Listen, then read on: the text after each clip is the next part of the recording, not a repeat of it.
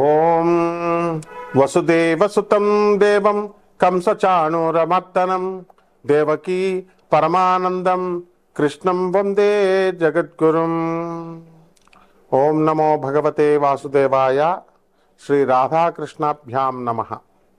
హ్రీంకారాసనగద్భితా నలశిఖాం సౌహ క్లీం కళాం బిభ్రతీం సవర్ణాంబరధారిణీం వరసుధాధౌతాం త్రినేత్రోజ్వలాం వందే పుస్తకపాశమంకుశధరాం స్రగ్భూషితాముజ్వలాం త్వాం గౌరీం త్రిపురాం పరాత్పరకళాం శ్రీచక్ర సంచారిణీం. ఓం శ్రీ దుర్గామల్లీశ్వరాభ్యాం నమః.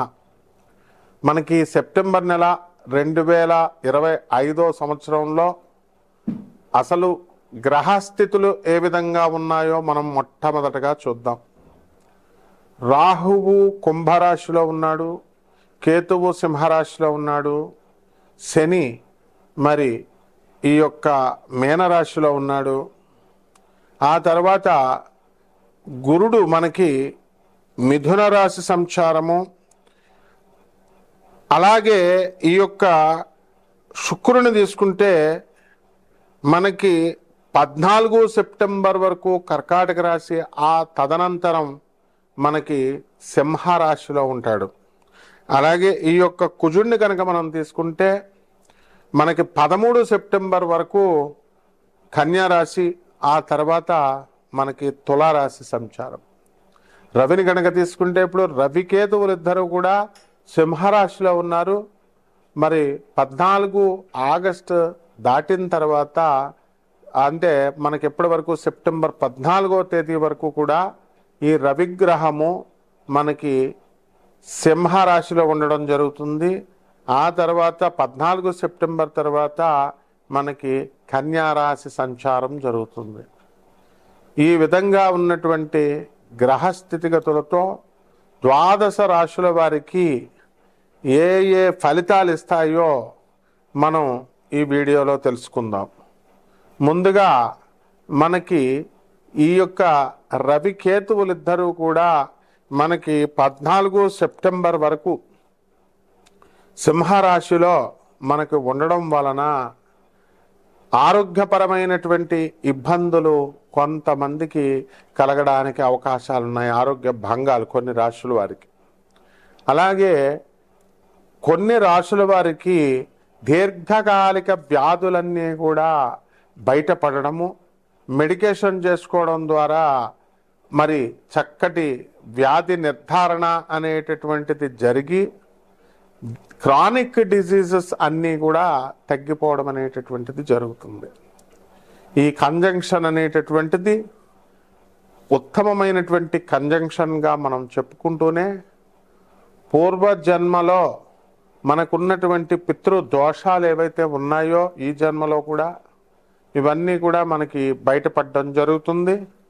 తద్వారా మనము అనాథ పిల్లలకి, ఆ తర్వాత సాధువులకి మనమందరం కూడా ధన సహాయం చేయడం ద్వారా ఈ యొక్క పితృదోషాలు తీరిపోతాయి.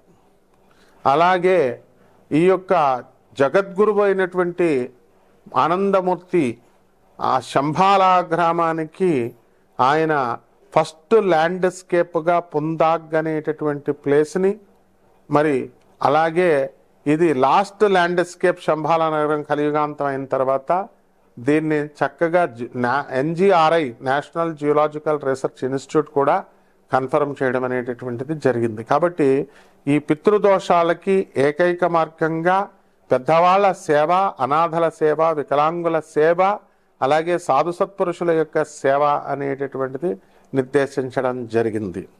ఇకపోతే మనకి బుధుడు కుజుడు ఇద్దరూ కలిసి కంజంక్షన్ అనేటటువంటిది కన్యా రాశిలో మనకి 13 సెప్టెంబర్ వరకు జరిగింది. దీనివలన చాలామంది రాశుల వారికి మోకాళ్ళ నొప్పులు, ఆ తర్వాత మోకాళ్ళల్లో గుంజు ఆర్థో ఎరిథ్రైటిస్ ప్రాబ్లంతో వీళ్ళందరూ కూడా ఉండడం జరుగుతుంది. కొన్ని రాశుల వారికి భయంకరంగా నడవలేకపోవడముగా అంతగా బాధించడం అనేటటువంటిది జరుగుతుంది. అంతేకాదు నరాలలో బ్లడ్ ఫ్లో తక్కువై మరి హార్ట్ ఫెయిల్యూర్సు, ఆ తర్వాత హార్ట్ అరెస్టులు ఇలాంటివి జరగడానికి కూడా అవకాశాలు కొన్ని రాశుల వారికి ఉన్నాయి. దీనికి భయపడాల్సినటువంటి అవసరం లేదు. ఏకైక రెమెడీ ఏమిటంటే మనము మెడికేషన్ చేసుకుంటూనే మరి ఈ అనాథ పిల్లలు సాధు పురుషుల యొక్క వాళ్ళకి ధన సహాయాలు చేసినట్లయితే వాళ్ళ యొక్క జగద్గురువులైనటువంటి ప్రభాత్ రంజన్ సర్కార్ ఆనందమూర్తి గారి యొక్క ఆశీర్వాదం వలన తప్పకుండా మనం ఈ యొక్క సమస్యల్ని నుంచి మనం బయటపడతాం. అదేవిధంగా ఈ యొక్క శుక్ర కుజులు ఇద్దరు కూడా చాలా కాలంగా ఉన్నారు. ఆ శుక్రుడు ఇప్పుడు మనకి సింహరాశి ప్రవేశం 14 సెప్టెంబర్ దాటిన తర్వాత స్త్రీల నుండి అనేకమైనటువంటి వ్యతిరేకతలు, ఆ తర్వాత స్త్రీల నుంచి అనేకమైనటువంటి సమస్యలు కొన్ని రాశుల వారికి రావడానికి అవకాశాలు ఉన్నాయి. కాబట్టి మనందరం కూడా ఇటువంటి విషయాలకి భయపడకుండా ఆధ్యాత్మిక సాధన చేయాలి. జగద్గురువుల యొక్క సాధన అనేటటువంటిది, ఆయన యొక్క ఆశీర్వాదం అనేటటువంటిది చాలా అవసరం. జగద్గురువులైనటువంటి ఆదిశంకరాచార్యుల వారి ఆశీర్వాదం చాలా అవసరం. మన వ్యక్తిగతమైనటువంటి సమస్యలు చాలా ఉన్నాయి. ఇక్కడ రాశి ఫలాలు చెప్తున్నప్పుడు ప్రతి ఒక్కళ్ళు కూడా ఎలా ఆలోచిస్తారంటే, మాకు ఇప్పుడు సపోజ్ మీకు ధన సహాయం జరుగుతుంది, ధన ఆదాయం బాగా పెరుగుతుంది అన్నాం అనుకోండి, కష్టపడితేనే కదా, మీరు అక్కడ ఉద్యోగాలు చేస్తేనే కదా ఇక్కడ వచ్చేది. మరి అలా కాకుండా కష్టపడకుండా మనకు ఊరికనే మీరు రాశిలో చెప్పారండి, అందుకని మనకి ధన సహాయం మాకు వృద్ధిలోకి వస్తారన్నారు, రాలేదండి అని అనకూడదన్నమాట. దీని ద్వారా మనము మిమ్మల్ని జగద్గురువులైనటువంటి ఆనందమూర్తి గారికి కనెక్ట్ చేయడం కోసమే మనము ఈ యొక్క రాశిఫలాలు అనేటటువంటిది చెప్తున్నాం. 300 ఇండియాలో 300 ప్లేసుల్లో మనకి ఆనంద మార్గ ఆశ్రమాలు ఉన్నాయి. 180 దేశాల్లో ఉన్నాయి. ఐక్యరాజ్య సమితిలో సభ్యత్వం ఉంది. సిబిఐతో పోరాడి ఎవరైతే కుట్రపూరితంగా ఆర్జీ శ్రీవత్సవ అనేటటువంటి ఐజీ స్థాయిలో ఉన్నటువంటి ఈ యొక్క ఐజీ గారు ఆయన బాబాని ఆనంద్ మార్గ ఆశ్రమాన్ని ఇబ్బంది పెడితే లెప్రసీ వ్యాధి వచ్చి అతని తర్వాత ఆయన పశ్చాత్తాపడి బాబా కాళ్ళ మీద పడి బాబా యొక్క కరుణతో ఆయన కుష్ఠవ్యాధిని నివారణ చేస్తే ఇప్పుడు ఆనంద్ నగర్లో వాళ్ళ బంధువులంతా కూడా వాళ్ళు ఇప్పుడు యొక్క పుందాగ్లో ఆనంద్ నగర్ అంటాం మనం, అక్కడ సాధన చేసుకుంటూ బాబా భక్తుడిగా ఉన్నాడు. ఇది సిబిఐ అధికారులందరికీ తెలుసు. ఇంకా ఆ కాన్స్పిరసీలో ఎమర్జెన్సీ టైంలో బాబాని ఇబ్బంది పెట్టినటువంటి ప్రతి ఒక్క ఐపీఎస్ స్థాయి అధికారులంతా కూడా సిబిఐలో బీహార్ గవర్నమెంట్ అండ్ ముఖ్యంగా వెస్ట్ బెంగాల్ ప్రభుత్వం వాళ్ళంతా కూడా మరి ఆ పోలీస్ డిపార్ట్మెంట్ అంతా కూడా ఈ రోజున బాబాకి పశ్చాత్తాపంతో బాబా మేము మీకు అన్యాయం చేసాం, మీ మిషన్ని పై ఫోర్స్ నుంచి కాన్స్పిరసీ అంతా కూడా జరిగింది అని సర్వేశ్వరానంద జనరల్ సెక్రటరీగా ఉన్నటువంటి కాలంలో ఇప్పుడు ఆ సర్వేశ్వరానంద గారికి వాళ్ళంతా కూడా బుక్ రిలీజ్ చేయడం జరిగింది. అందరికీ ప్రపంచం అంతా విదితం అనమాట. కాబట్టి మీ వ్యక్తిగత సమస్యలు అనేటటువంటివి గురువు గారి యొక్క అనుగ్రహంతో రావాలి. కాబట్టి ఎవరైతే మీ వ్యక్తిగతమైనటువంటి జాతకాలు తెలుసుకోవాలనుకుంటున్నారో తప్పకుండా సమస్యల నుంచి పరిష్కారం మీరు పొందొచ్చు. మనం నాన్ కమర్షియల్ బేసిస్తో చెప్పేవాళ్ళని ప్రపంచం అంతా తెలుసు. కాబట్టి మీరు ఇక్కడ ఉద్దేశం ఏంటంటే, నేను ఒక ప్రొఫెసర్ని అయ్యుండి ఒక అధర్వణ మీద పండితుడిని అయ్యుండి కూడా మరి అష్టాదశ శక్తిపీఠాలకి 12 జ్యోతిర్లింగాలకి ఆన్ డ్యూటీ మరి పేద పండితులందరితో కూడా వెళ్తాం, వెళ్ళి అమ్మవారి కళాపోషణలు ఇవన్నీ కూడా చేసి వస్తాం స్వామివారికి. మరి అటువంటిప్పుడు మీరంతా కూడా వీరికి వ్యక్తిగత జాతకాలు తెలుసుకోవడానికి గురువు యొక్క స్థాయి చాలా అవసరము. మీరు ములపూడి సత్యనారాయణమూర్తి అని కొడితే యూట్యూబ్లో నా వీడియోస్ అన్నీ వస్తాయి. కేవలం ఒక్క వీడియో చూసినంత మాత్రాన ఒక గురువు యొక్క ఇది మనకు అర్థం కాదు. కాబట్టి మీరందరూ వ్యక్తిగత జాతకాలు కావాలని కోరుకునేటటువంటి వాళ్ళు మా యుఎస్ఏ నెంబర్ తర్వాత ఇండియా నెంబర్ అంతా కూడా స్క్రీన్ మీద పెట్టడం జరిగింది. అటువంటి వారికి నిజంగా అవసరం ఉన్నటువంటి వాళ్ళు మాత్రం మమ్మల్ని సంప్రదించవచ్చు. తప్పకుండా మేము సేవ చేయడానికి మేము రెడీ అనమాట. ఇక 12 రాశుల వారికి ఈ యొక్క సెప్టెంబర్ నెలలో రాశిఫలాలు ఎలా ఉన్నాయో మనం సూచనప్రాయంగా స్కెలిటన్ ఐడియా మీకు ఇస్తాను. వ్యక్తిగత జాతకాలు తప్పకుండా కొంచెం లేట్ అయినా కూడా మీ అందరికీ కూడా ప్రతి ఒక్కళ్ళకి ఫోన్ వచ్చిన ప్రతి ఒక్కళ్ళకి మేము చెప్తాం అనమాట. చూడండి ఒక్కొక్క రాశి వారికి ఏ విధంగా ఉంటుందో మనం చూద్దాం. వృశ్చిక రాశి గత నెలతో పోల్చుకుంటే కాస్త ఈ వృశ్చిక రాశి వారు ఈ నెలలో కొంచెం ప్రాబ్లమ్స్ సాల్వ్ అవడానికి అవకాశాలు ఉన్నాయి. మరి వృశ్చిక రాష్ట్రాధిపతి అయినటువంటి ఆ యొక్క కుజుడు బ్రహ్మాండంగా 13 సెప్టెంబర్ వరకు మీకు అనేకమైనటువంటి లాభాలను మీకు ఇస్తాడు. భూములు కొంటారు, కాకపోతే కొంచెం టెన్షన్తో ఉంటుందండి. మరి మోకాలు నొప్పులు వస్తాయి. బుధుడు మనకు అక్కడ పక్క నుండి కొంచెం మీకు బ్యాలెన్స్ తప్పిస్తూ ఉంటాడు. కాబట్టి దూరంగా కొనిపిస్తారు రియల్ ఎస్టేట్ వాళ్ళు. ఆ విధంగా బిల్డర్లు ఎవరైతే ఉన్నారో ఇళ్ళు కడుతున్నటువంటి వాళ్ళు, మరి ఇంకా స్థలాలు అమ్ముడవట్లేదు అనేటటువంటి మెంటల్ టెన్షన్ అనేటటువంటిది ఉంటుంది. అర్ధాష్టమ రాహు, పంచమ శని, పిల్లలు పిశాచాలలాగా మిమ్మల్ని ఏడిపించుకు తింటూ ఉంటారు. వీళ్ళని వదిలించేసుకుంటే చాలు అని వాళ్ళకి చదువు సంగతి దేవుడు ఎరుగు దూరంగా హాస్టల్లో పడేస్తారనమాట.